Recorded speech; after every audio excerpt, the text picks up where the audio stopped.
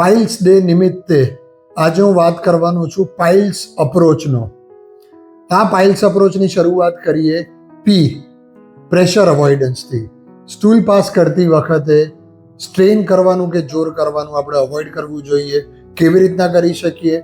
લાંબો time toilet seat પર બેસવાનું ટાળો અને તમારી બાથરૂમમાં મોબાઈલ કે ન્યૂઝપેપર લઈ જવાનું ટાળો. આઈ ઇઝ ઇન્ક્રીઝ ફાઇબર ઇન્ટેક. તમારા ડાયટમાં ફાઇબર રિચ ફૂડ, તાજા ફળ, તાજા શાકભાજી, હોલ ગ્રેન્સ અને લેગ્યુમ્સનો સમાવેશ કરો, જેથી કરીને તમારો સ્ટૂલ સોફ્ટ થાય અને તમે પાઇલ્સથી બચી શકો. L is liquid intake.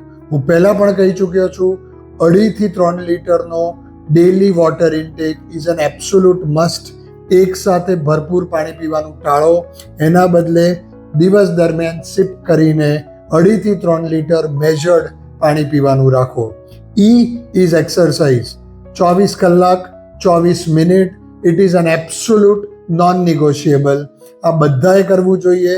આમાં રવિવારની રજા પણ મળતી નથી. અને S is supplements and scheduling. જો ડાયાબિટીક પેશન્ટ ડાયાબિટીસની દવા લેતા હોય, બીપીનો દર્દી બીપીની દવા લેતા હોય, તો જે લોકોને કોન્સ્ટિપેશન હોય એ કોન્સ્ટિપેશન માટેના કોઈ પણ સપ્લિમેન્ટ્સ ડૉક્ટરને પૂછીને ડોઝ અને ડ્યુરેશન લઈ શકે છે.